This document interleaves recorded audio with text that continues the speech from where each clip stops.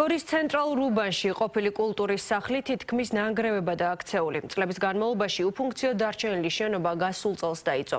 იმ საფრთხეების შესახებ, რომლებიც შესაძლოა შენობის ნგრევას მოყვეს, ადგილობრივმა მოსახლეობამ მერიას არაერთი განცხადებით მიმართა. განსაკუთრებული საფრთხის ქვეშ თავს ის ოჯახები გრძნობენ, რომელთა სახლებსაც ყოფილი კულტურის სახლი ესაზღვრება. ნინო ფისაძის და მიხეილ ჯანეზაშვილის რეპორტაჟი. ამ ფოტოზე მე-19 საუკუნის გორია, ქალაქის ისტორიული ქუჩა. ეტლების სამეფო ქუჩაზე და ორსართულიანი შენობა, სადაც ვაჟთა გიმნაზია იყო. ეს შენობა დღეს ასე გამოიყურება.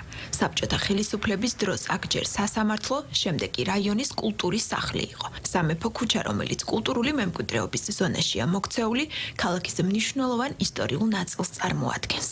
გორი იყო ეს ქუჩა. აი ესე მიდიოდა პირდაპირ ციხისკენ, სიყვარული უნდა გქონდეს ჩვენ ამ ქუჩისა. ეხლა მართალია 1000 ჯერ შეუცვალეს სახელი. ხან ერთობის ქუჩა იყო, მე ეხლაც მიკვირს, რატო გადაარქვეს ერთობის ქუჩა და დაარქვეს სამეფო ქუჩა. მახსოვს, როცა აი ბავშვი რომ ვიყავი, კულტურის სახლი იყო. კულტურის სახლი იყო, აქეთ ცეკვასაც სწავლობდი მეც. სხვებთან ერთად.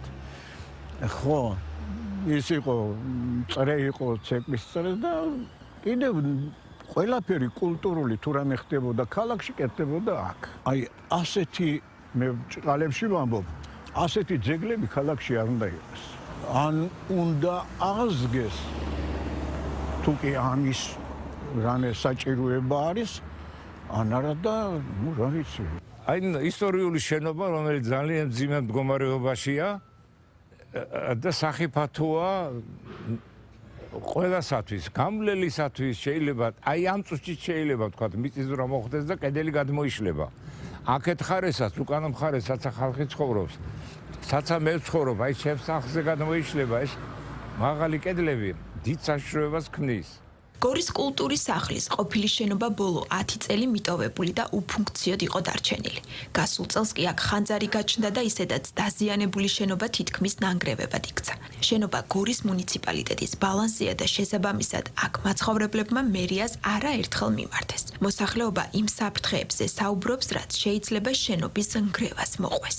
რამდენჯერმე წერილობით მიმართე მერიას მეზობლების ხელმოწერით, სადაც ხაზს უსვამდით, რომ სერიოზული პრობლემა არსებობს. ჩემი პოზიცია ასეთია, რომ ეს არის სამსახურებრივი დანაშაული, რასაც სამსახურებრივი გულგრილობა ჰქვია და სათანადო სისხლის სამართლის კოდექსში არის სათანადო მუხლი. ეს იგი სახელმწიფო ქონებას თუ არ გაუფრთხილდით ჩვენ და საერთოდ სამსახურებრივი მოვალეობის შესრულების პასუხისმგებლობა თუ არ ვიგრძენით, ვინ არის პასუხისმგებელი? არ ვიცი მე ვინ არის, გაარკვიეს პროკურატურა.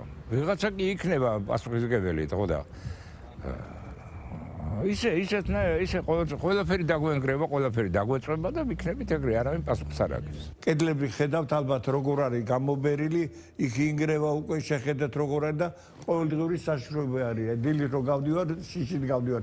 ზემოდან თუნუქი წვდება და გარეთ აგერცეს საკვამურიც დაზიანებულია, კედლები დახეთქილია და ყველა მეზობლები როგორც გავდივარ, გამოდივარ, აი მაპატიეთ და მე აი ეს შიშით შევდივარ, რომ არ დამესწრეს რაღაცა. ბავშვები არიან მეზობლებს ამბობ და ძალიან საშიშროებაში ვარ. ამ მეგობარს კიდევ აი ეს პირდაპირ ხო რო ჩამოცვივა ჟესტი ეს თუნუქი რაღაცა დაზიანებული სულსახურავი წყალით ჩადის და ყველაფერი ამ. განსაკუთრებული საფრთხის ქვეშ არიან ის ოჯახები, რომელთა სახლებსაც კულტურის სახლის ყოფილი შენობა ისაზღვრება. დაზიანებულია თაღიც, სადაც გავლა ყოველდღე უწევთ აქ მაცხოვრებლებს. აქ იყო მცირე დარბაზი, სადაც ქორეოგრაფიული სტუდია არსებობდა.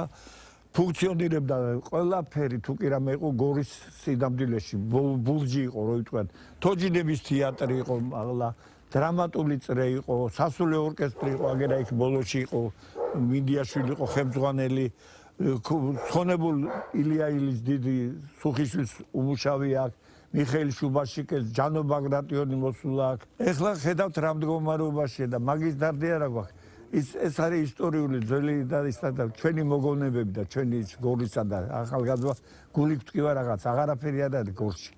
აღარა აი რაღაცა თითქოს უპატრონოთ აი გერებივით ვართ მიყრდეთ და ის შეხედათ როგორ არის. ხო და გვეშინია ყველაფერი, აქ იყო დიდი სასულე ორკესტრი, გორის მუსიკოსები. შენობა რომ რეაბილიტაცია საჭიროებდა, ეს კარგად იცოდნენ მერიაში. თუმცა, როგორც მერიამ წერილობით განმარტა, რეაბილიტაცია ვერ მოხდა, რადგან ეს ფინანსურ ხარჯებთან იყო დაკავშირებული. მერიის წერილში ვკითხულობთ, რომ მოსახლეობის ინტერესებიდან გამომდინარე ბიუჯეტში არსებული რესურსები პრიორიტეტულ პროექტებზე ნაწილდებოდა. როგორც ჩანს, კულტურის სახლის ძველი შენობის რეაბილიტაცია მერიამ პრიორიტეტად არ მიიჩნია. ასევე არ მოხდა რეაგირება ადგილობრივების წერილზე, სადაც ისინი მოსალოდნელ საფრთხეებზე საუბრობდნენ და დახმარებას მერიას თხოვდნენ. სულ იმის შიში ვართ, რომ ტროტუარზე ვინმე რომ მიდის, ზემოდან ცვივა სხვადასხვა უცხო საგნები და არ მოხდეს ბავშვს, არ მოხდეს უფროს და არ დაზიანდნენ ხალხი.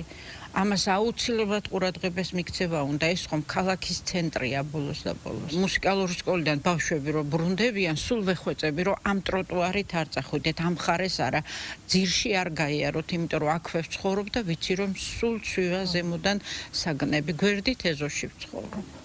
შენობას გაჩენილი ხანძრის შემდეგ ჩაუტარდა ექსპერტიზა. ექსპერტიზის დასკვნის მიხედვით შენობა ექვემდებარება დემონტაჟს. როდის მოხდება დემონტაჟი, ამაზე პასუხისთვის გორის მუნიციპალიტეტის მერიას მიუმართეთ. მერიამ მხოლოდ წერილობით გვიპასუხა. როგორც ჩანს, დამწვარი შენობის დემონტაჟს მერია არ აპირებს. მუნიციპალიტეტმა ყოფილი კულტურის სახლის გასხვისების გადაწყვეტილება მიიღო და პროექტი დასამტკიცებლად საკრებულოს წარუდგინა.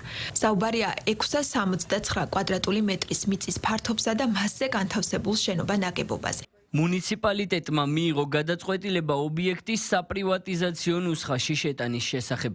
პროექტი წარდგენილია საკრებულოზე დასამტკიცებლად. გასხვისების შემდეგ მფლობელს შენობის დემონტაჟის ვალდებულება ექნება. დემონტაჟის ვალდებულებას მერია ახალ მეპატრონეს დააკისრებს. ჯერ პროექტი საკრებულომ უნდა დაამტკიცოს, შემდეგ შენობა აუქციონის წესით გასხვისდება. ახალ მეპატრონეს კანონით 1 თვიანი ვადა რეგისტრაციისთვის აქვს. დემონტაჟი კი ახალმა მფლობელმა 5 თვის ვადაში უნდა მოახდინოს. აქ მაცხოვრებლებისთვის კი დრო არ იცდის და ყოველი დღე გაზრდილი საფრთხეა.